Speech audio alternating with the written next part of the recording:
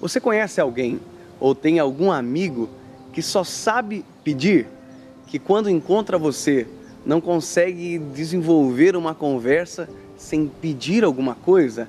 Esse tipo de pessoas normalmente se relaciona por uma palavra chamada interesse. Só fazem se tiver a contrapartida e só se relacionam se tiver algo em troca. E esse tipo de pessoas normalmente é um pouco difícil de conviver, porque não existe relacionamento, sempre existe pechincha ou pedido, sempre estão pedindo alguma coisa. E bom, esse tipo de pessoas eu sei que você normalmente gosta de manter a distância, porque é difícil de se relacionar com alguém assim. Você já parou para pensar que às vezes nós somos da mesma forma com Deus? Que nós só nos relacionamos com Ele quando precisamos de alguma coisa, e quando precisamos, o nosso único interesse é pedir para Ele alguma coisa? Ou nós só nos dirigimos em oração quando temos alguma coisa para pedir? Eu tenho um conselho para você: pare de pedir um pouco. Alguns dias atrás eu estava dentro de um carro mais antigo, um carro que eu tive quando eu era mais novo, e eu estava dirigindo e o volante tremia muito, e eu estava brabo com aquela circunstância, com aquela situação, e reclamando comigo: nossa, eu vou bater esse carro.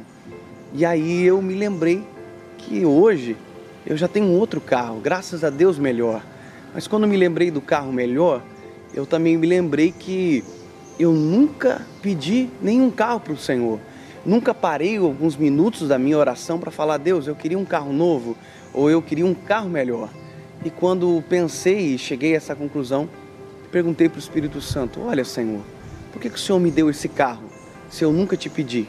E o Espírito Santo falou ao meu coração algo muito lindo. Ele disse: olha, você nunca pediu, mas eu vi os teus olhos brilharem. E essa é a coisa mais fantástica da vida da gente, que ultrapassa o pedido e alcança a fase do relacionamento. É como pensar eu e minha esposa, nós vamos na frente de uma loja e ela olha na vitrine uma bolsa. Ela não pede para mim, mas como eu amo ela e a conheço muito bem, eu vi que os olhos dela brilharam para aquela bolsa. No secreto, eu vou, compro a bolsa e dou de presente. E provavelmente ela vai fazer a mesma pergunta: olha, amor, eu nunca te pedi. E eu vou dizer a mesma coisa que eu vi do Espírito Santo: você não pediu, mas eu vi os teus olhos brilharem. Quando o nosso relacionamento com Deus ultrapassa a barreira do pedir e daquilo que nós queremos, nós vamos desfrutar coisas extraordinárias com Deus. Não só aquilo que temos a capacidade de pedir, mas aquilo que Ele tem a habilidade de nos dar gratuitamente. Pare de pedir e se relacione com Deus por aquilo que Ele é.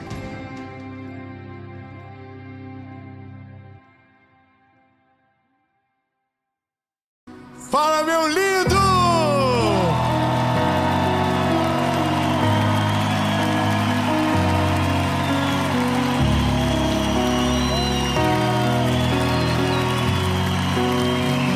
Fala, minha linda!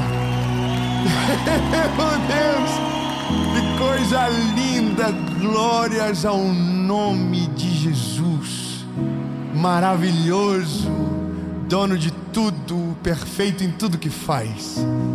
Eu tenho uma palavra de Jesus para você, meu lindo, e essa palavra eu tenho certeza que vai ativar algo muito poderoso dentro de você, e que no nome de Jesus,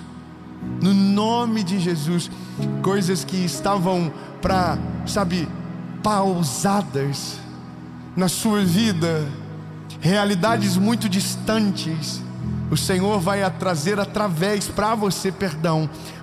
de uma atitude de posicionamento seu. A pergunta da mensagem é: no que você confia? Aonde está a sua confiança? Mas antes, eu vou te fazer um pedido rápido. Curte o vídeo, comenta, compartilha, ativa o sininho, manda para todo mundo que você puder essa mensagem. E essa mensagem hoje é em homenagem a uma pessoa que o Senhor Jesus recolheu enquanto essa série estava gravada. É em homenagem ao pai do Cleison, para que fique registrado na história. a memória do seu pai, meu lindo. Amém?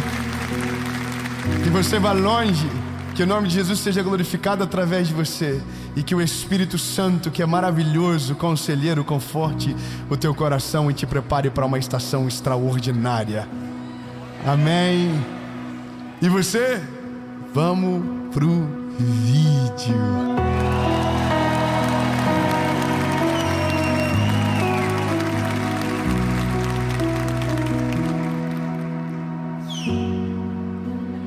Segundo livro dos Reis, capítulo de número 18, versículo de número 19.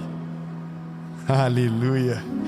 E Rabsaque disse a eles: falai agora a Ezequias, assim diz o grande rei, o rei da Assíria, que confiança é essa que você tem?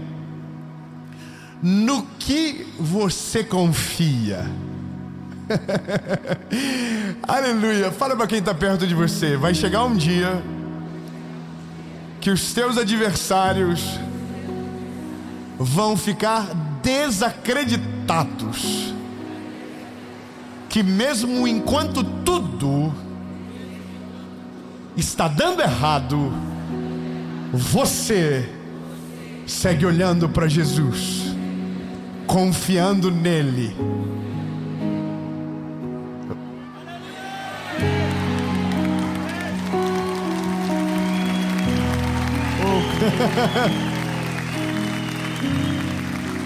Mesmo quando algo foge do controle, você permanece na presença de Jesus.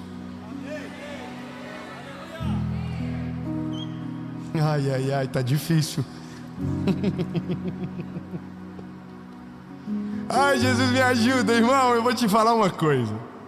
Na Bíblia, algumas histórias são muito emocionantes. Não estou dizendo que outras não sejam, mas eu gosto muito daquelas histórias que aparentemente o fim está escrito no começo, mas no fim, o final é totalmente diferente do que foi previsto, porque é uma ruptura de paradigma, é algo que não faz sentido algum, e portanto se torna uma história digna de filme, porque o final não tinha como ser previsto.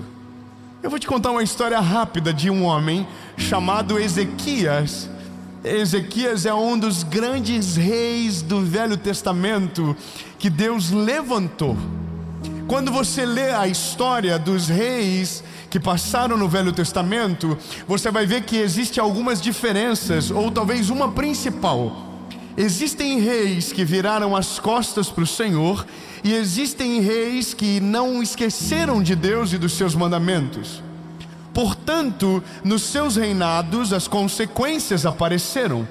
Aqueles que viraram as costas para Deus tiveram consequências pesadas, porém aqueles que não viraram as costas para o Senhor, mas honraram o nome dele, tiveram consequências extraordinárias. E quando eu digo consequências, então eu digo colheitas sobrenaturais.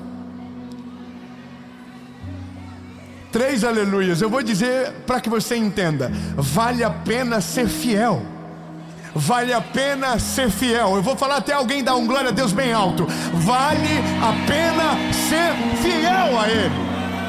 Vale a pena.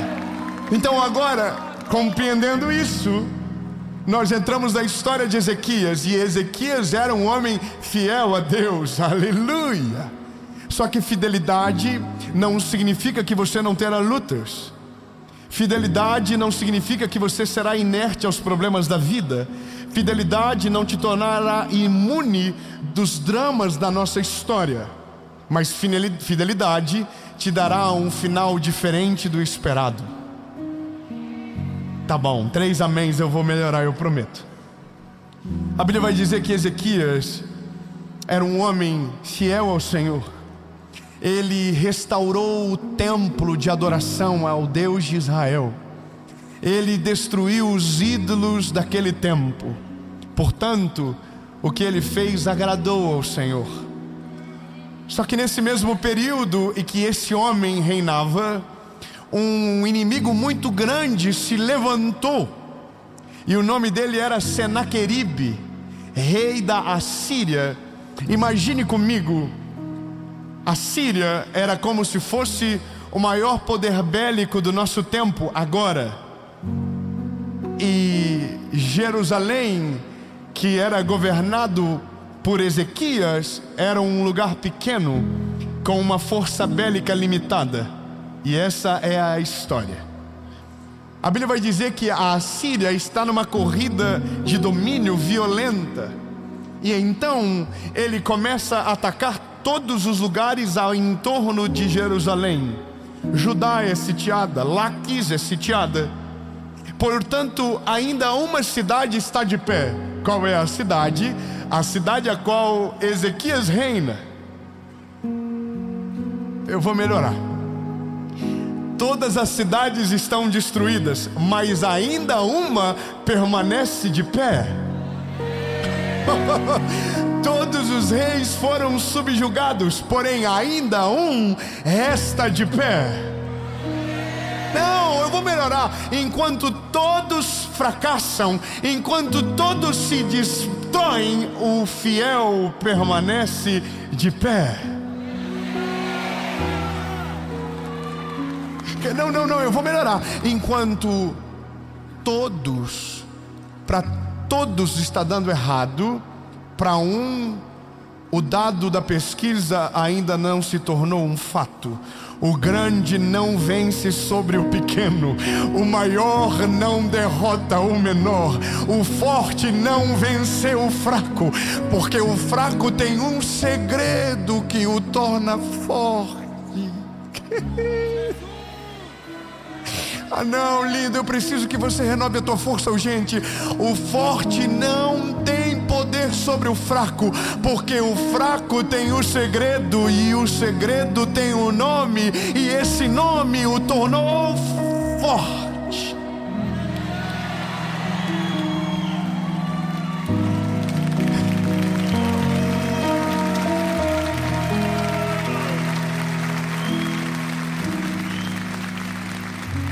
Só que loucura tem limite. Chega uma hora que você olha e diz: já era. Fala pra quem está perto de você e fala assim: já era. Tem hora que não dá mais para acreditar não. Tem hora que vai ficando difícil. Você vai olhando e vai assim: ai, tá chegando. E aí a gente fica desesperado. Só que aí a Bíblia conta a história de Ezequias e é maravilhoso. Você imagina, você está aqui, os teus inimigos estão em volta, e de repente chega um homem chamado Rabsaque dizendo: ei, rendam-se. E aí um homem chamado Ezequias diz: nem a pau.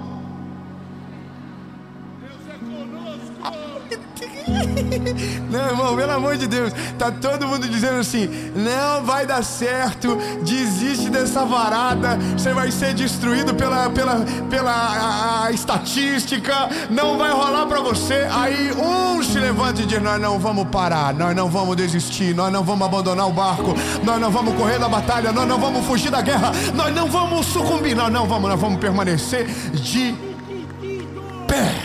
Aí, só que aí, irmão, eu preciso que você entenda que quando a loucura é demais, quando a fé transcende a lógica, aí, irmão, o inimigo vai enviar os seus emissários para colocar uma pulga atrás da nossa orelha do tamanho de um elefante. Rabsaque é um enviado de Senaqueribe, e ele não é um enviado para matar Ezequias, ele é um enviado para arruinar a mente de Ezequias. O que a gente precisa entender, que na maioria das vezes as nossas guerras não começam a ser derrotadas de fora para dentro, mas de dentro para fora. Ao invés de o inimigo atacar o enredo, ele ataca a nossa cabeça. E às vezes nós conseguimos perder uma guerra sem ter a certeza que ela estava derrotada, simplesmente porque a gente desiste antes de ver o fim dela. Bom, Ezequias é um homem fiel a Deus. Grave isso, o que ele é? Fiel a Deus. E ser fiel significa ser fiel quando o dia é bom e quando o dia é ruim. Amá-lo quando o vento é favorável, amá-lo quando o vento é contra. Honrá-lo quando tudo está dando certo, mas honrá-lo quando algumas coisas fogem do nosso controle. Honrá-lo quando a vida, mas honrá-lo no dia do luto. Não é fácil, mas os fiéis prevalecem nos dias de guerra. Esse homem, ele está sucumbindo ao medo de uma derrota humilhante por um exército numeroso. Quando esse homem chega, ele assusta Ezequias. Só que Ezequias é um homem fiel. Vamos até você entender. Esse homem atemoriza o coração de Ezequias. O que ele não sabe é que Ezequias não é igual Roboão, ou Jeroboão, perdão. Ele não é igual a Absalão. Ele é um homem fiel a Deus.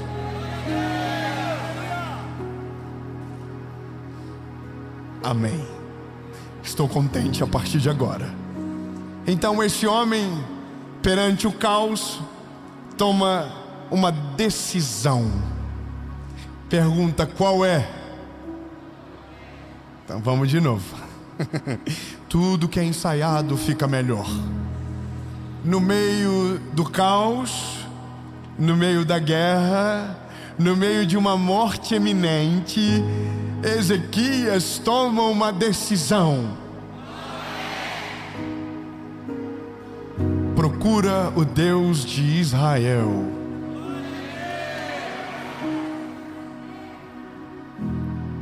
A lógica seria: conta os teus exércitos, cria uma estratégia de guerra, use tudo o que você tem na mão contra os seus inimigos, destrua eles de maneira baixa. Se os teus inimigos são covardes, seja covarde na altura da covardia deles. Se utilize das mesmas estratégias do seu inimigo, faça pior de maneira surpreendente, porque é isso que a gente aprende na escola da guerra da vida. Ezequias entendeu que nada humano poderia ser suficiente. Então a Bíblia diz que ele clama ao Deus de Israel.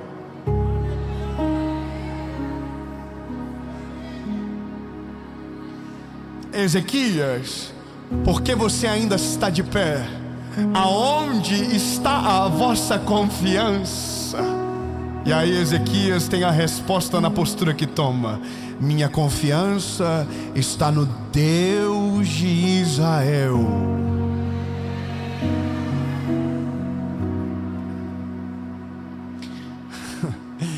Então a Bíblia vai dizer que Rabsaque volta e traz uma carta, e de novo amedronta Ezequias. Então agora Ezequias pega a carta, e para onde ele vai, para onde ele volta? Para a presença de Deus. Eu vou melhorar. A primeira notícia era: impossível de dar certo. A segunda notícia era: já era, deu tudo errado, não tem mais o que fazer. O nome disso é beco sem saída. O nome disso é: não há mais o que fazer. Jogar a toalha é a melhor saída para se tomar. É nesse dia que nós olhamos para a nossa vida e dizemos: não tem mais o que fazer, Senhor. Os nossos inimigos são muito numerosos, o diagnóstico é contrário, não há mais o que fazer. Deus, não há o que fazer, não há. E alguém nesse dia diz: amaldiçoa esse Deus e morre. Esqueça dele. Eu estava vendo um vídeo esses dias de um pai que tem uma filha especial e o trabalho dele na internet é amaldiçoar a existência de Deus, porque ele não perdeu a guerra ainda de fato, porque a menininha está viva, mas ele já desistiu. Ele desistiu de tudo. Então agora a missão dele é fazer aqueles que ainda estão de pé desistir da guerra antes que ela termine. Fala para quem está perto de você: a guerra só termina quando o último soldado deita.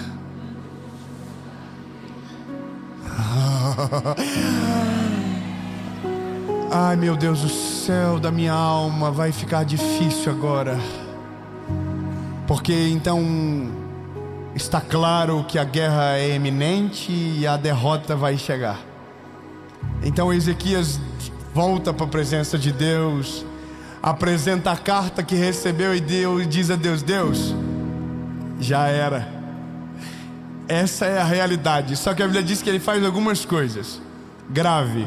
Ele busca o Senhor, ele promove um arrependimento geral, ele se humilha na presença de Deus e na presença de todos. E a Bíblia diz que ele procura um conselho de um homem cheio de Deus. O nome dele é Isaías. Qual é o nome dele? Isaías. Isaías é um profeta. Isaías é um homem cheio de Deus. E ele chama Isaías e diz: Isaías, eu orei, eu falei tudo para ele, eu preciso que ele fale comigo. Então Isaías traz uma resposta de Deus para Israel e para Ezequias. Meu Deus, 4, glória a Deus, você não entendeu, vamos de novo.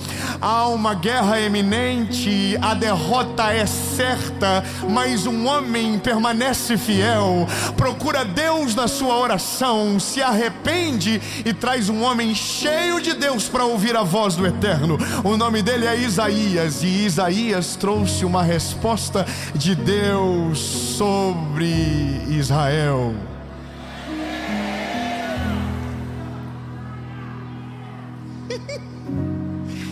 E aí Isaías diz: nenhuma flecha do inimigo será lançada contra Jerusalém. Não, você não entendeu. Ele não está dizendo vocês vão vencer a guerra lutando. Ele não está dizendo vocês serão atacados e eles não vão destruir você. Não, ele está dizendo: antes da guerra começar, ela será paralisada.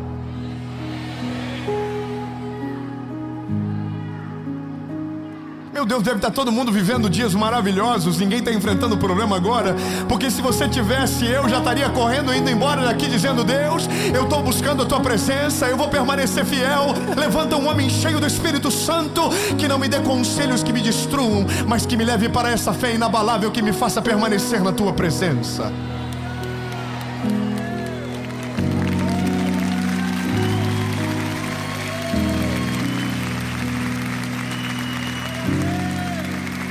Vou te contar um testemunho. Eu não filmei, eu não tirei foto, porque isso não pode ser marketing. E o que a Bíblia diz é que o que a mão direita faz, a esquerda não precisa saber. E como eu fiz com o meu recurso e não com o seu, eu não falei nada. Se fosse com o seu, eu prestaria conta, mas como é com o meu, não precisa. Mas para que valha de um testemunho para você, esse ano, no final dele, no final de 2024, porque nós já estamos em 2025, lembrem.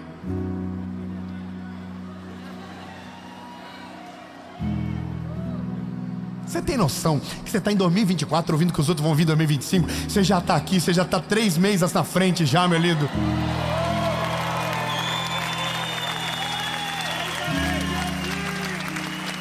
Você está em dezembro e está no final de janeiro já, bebê, relaxa. Escute aqui. Eu estou entrando no meu apartamento, escute isso. E aí tem uma carta na porta do apartamento.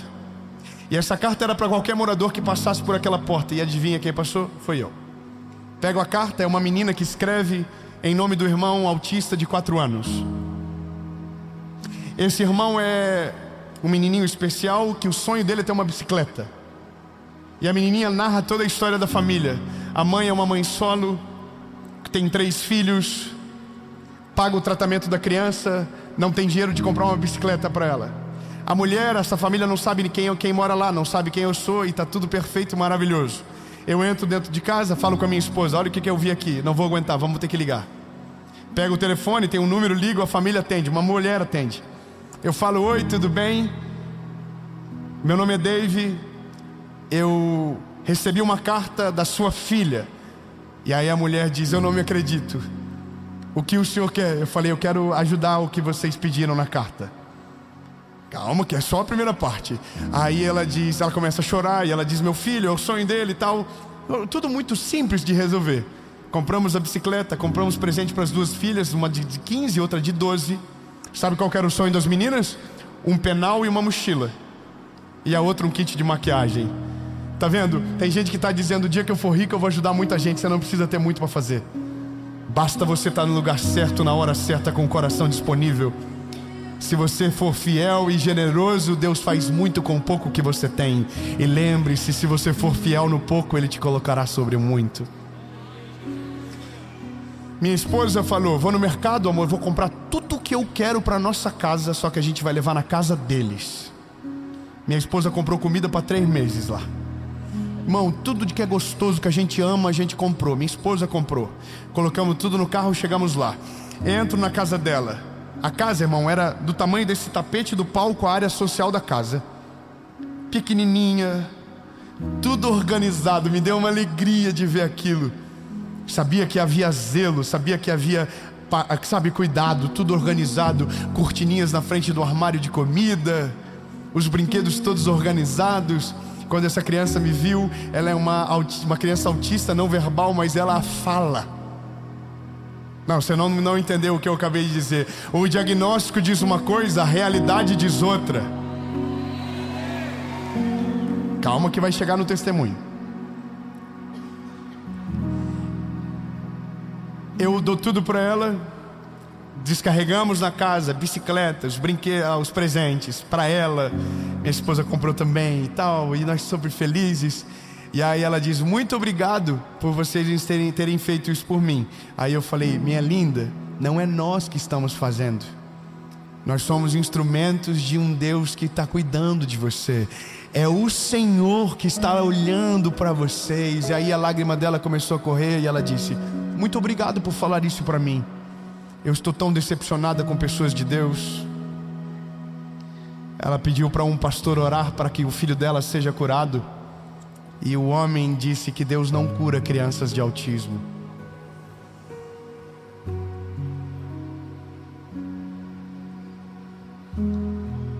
Eu não fui lá para levar comida, não.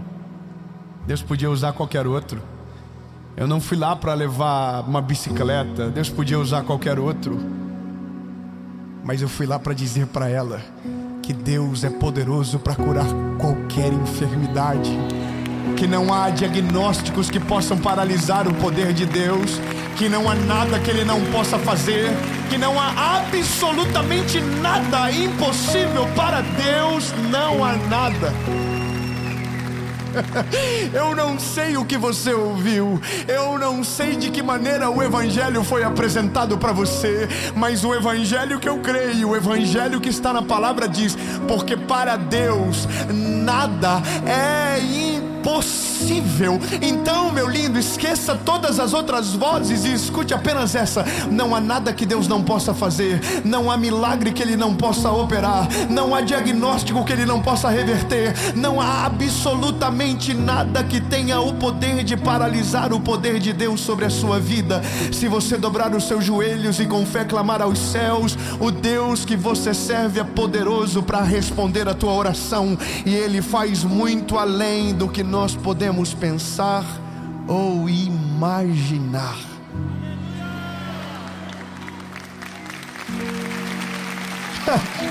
Ei, diga para alguém que está perto de você: não importa o diagnóstico, não importa a história, não importa o caos, para Deus nada é impossível.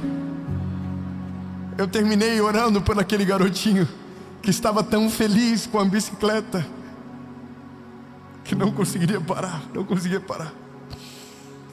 E ela disse: eu creio que Deus vai fazer um milagre e eu vou poder celebrar esse milagre. Não é mais sobre autismo, é sobre fé. Não é mais sobre uma criança, é sobre um Deus que ouve a oração de um pai e de uma mãe. Então entenda, lindo, eu não estou dizendo para você que Deus está obrigado a fazer tudo aquilo que a gente pede, mas estou te dizendo que não existe nada que Deus não possa fazer. Você compreende o que eu estou te dizendo? Não é sobre uma falácia, é sobre uma fé que te encoraja a não desistir mesmo quando todo mundo diz que é impossível. Chega de pessoas que nos desestimulam a viver um milagre porque preferem a lógica ao invés do sobrenatural de Deus sobre a nossa vida. Isaías se levanta e diz: ei, nenhuma flecha será lançada contra o nosso povo. Sabe o que aconteceu? A noite caiu e um anjo do céu entrou no meio da Assíria. Não, você não pegou, vamos de novo. Nenhuma flecha foi lançada contra Jerusalém. Ezequias não precisou desembainhar a espada. O exército não precisou se levantar para guerrear, porque nenhuma flecha foi lançada sobre Jerusalém. Calma, que ainda não acabou. E naquela noite o anjo do Senhor desceu no acampamento do exército da Assíria. Pergunta: o que aconteceu? Um anjo destruiu 185 mil soldados.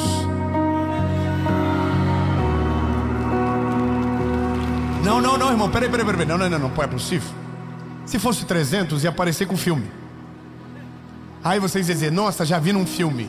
Então eu vou te lembrar, é um território pequeno, sem uma força bélica para vencer a guerra, mas um homem decide dobrar os seus joelhos, arrepender-se dos seus caminhos, procurar um homem cheio do Espírito Santo como boca de Deus, e Deus não deixou de responder, e a resposta foi: nenhuma flecha será lançada sobre Jerusalém.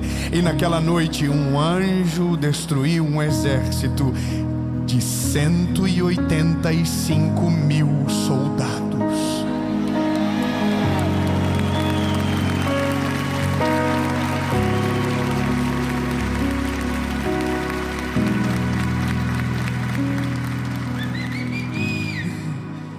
É que para quem confia, algumas guerras nem precisarão de espada. Para quem confia no eterno, às vezes o silêncio se torna a melhor arma de batalha. Meu Deus do céu. Não quero que você me leve a mal, lindo, mas olha, existem guerras que você vence com espadas. Existem guerras que você vence gritando. Mas existem guerras que o seu silêncio é a maior resposta daquilo que você crê. E no teu silêncio Deus vai agir. E no teu silêncio, mesmo sendo injustiçado, humilhado, perseguido, Deus vai agir. Mesmo todos zombando, rindo de você, dizendo que não vai dar certo, no teu silêncio Deus se levantará do trono, descerá em teu favor, e nenhuma mão erguida será necessária para que a guerra acabe, mas o Senhor vencerá a guerra, e você será convidado a assistir aquilo que Deus vai fazer na sua vida.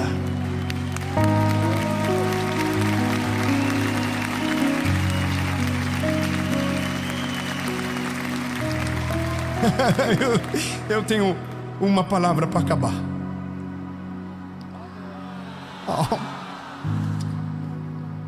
Eu tenho uma palavra para acabar.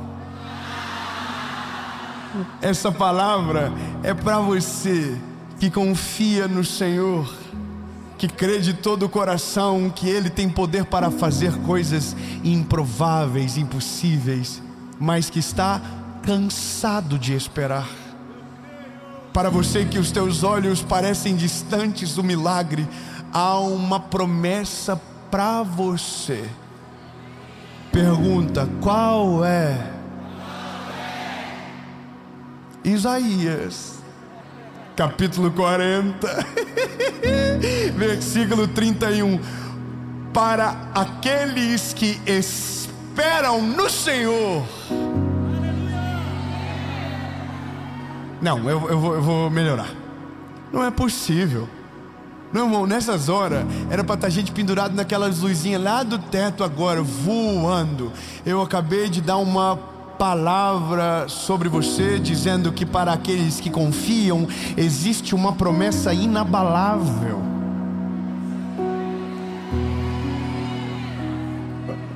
Então, aumenta a pressão, fala, aumenta a pressão.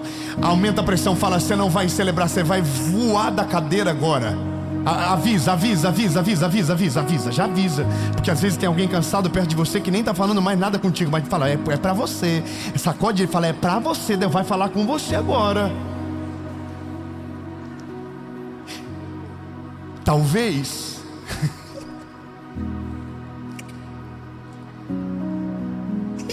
tô animado.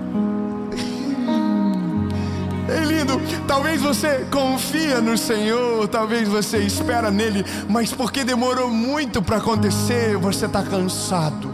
Os conselhos errados estão dominando a tua volta, dizendo, não vai dar, para de crer, desiste de orar, o milagre não vai chegar, ele não vai fazer. Mas se você crer, se você continua confiando, se você continua crendo, há uma promessa de Deus sobre você. Qual é a promessa? Pergunta qual é a promessa? Isaías capítulo 40 verso 31. Porque aqueles que confiam no Senhor renovarão as suas forças, e eles se elevarão com asas de águias. Eles correrão e não se cansarão, caminharão e não irão desfalecer. Ei, lindo, o Senhor hoje renova a tua força, o Senhor hoje renova a tua fé, o Senhor hoje renova a tua coragem. E mesmo que dizem que não é possível, lembre-se, para Deus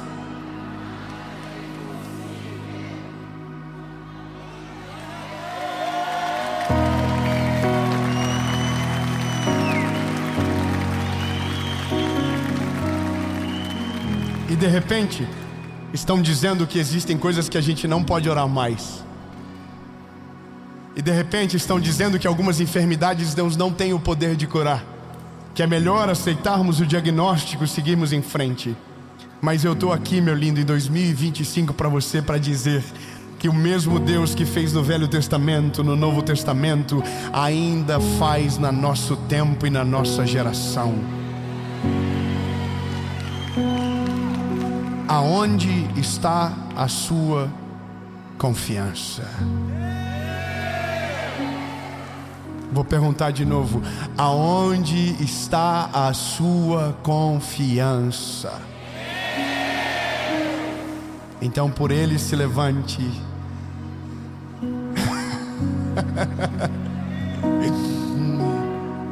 Porque aqueles que confiam no Senhor renovarão as suas forças, correrão e não se cansarão, voarão como asas como águia. Oh meu Deus do céu, que imagem poderosa. Lindo, não importa absolutamente nada. Quem crê no Deus do impossível se move no mundo que não é lógico para aqueles que não creem, até o dia que o impossível vire testemunho. E eu vou te falar, lindo, eu tenho 34 anos e eu já vi o impossível virar testemunho milhares de vezes.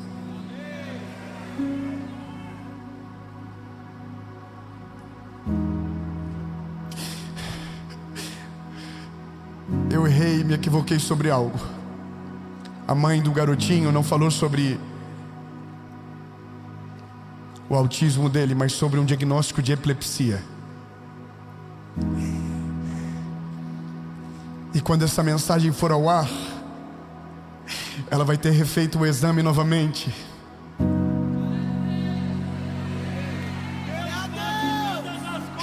E eu quero declarar no nome de Jesus que quando essa mensagem for ao ar, uma mãe em Joinville terá um diagnóstico novo sobre o filho dela.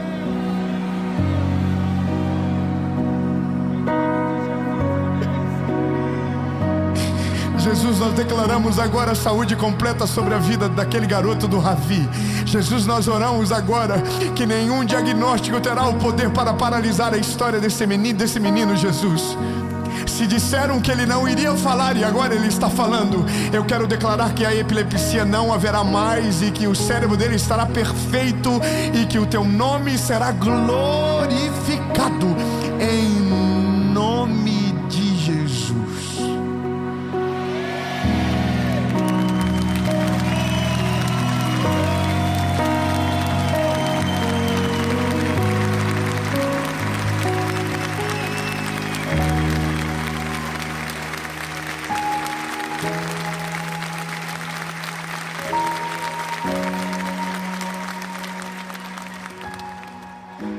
Eu tenho uma pergunta para você.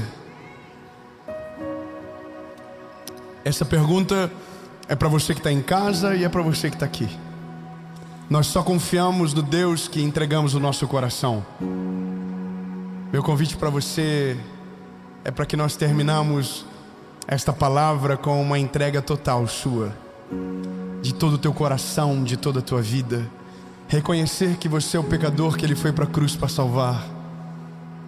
Reconhecer que você é amado por Ele e que Ele é o seu único, legítimo, suficiente Salvador. Talvez até então a sua fé nunca teve completa, porque você nunca se entregou de fato a Ele. Esse convite é para você. Para você que talvez já viveu coisas lindas com Jesus, mas foi embora, porque cansou de esperar. Mas hoje o Senhor renova as suas forças, mas você precisa voltar para Ele hoje. E 2 perguntas, uma resposta. Se a sua decisão é sim, você quer entregar a sua vida para Jesus, ou voltar para Ele hoje, no 3 você levante a sua mão. 1, 2 3.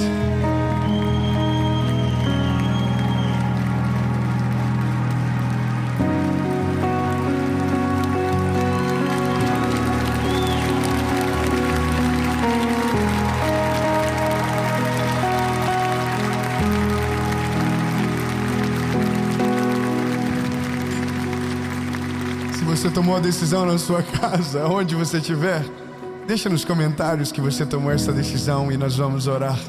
E dessa maneira, nós estamos no novo ano, um novo tempo, uma nova estação, e a nossa confiança está nele. Diga comigo: Senhor Jesus, eu reconheço que sou frágil e pecador. Perdoa os meus pecados, apaga o meu passado, perdoa os meus pecados e escreve meu nome no livro da vida. Reconheço que Tu és o meu único, legítimo e suficiente Salvador. Nunca mais serei o mesmo. A partir de hoje, eu sou propriedade única e exclusiva Sua, em nome de Jesus.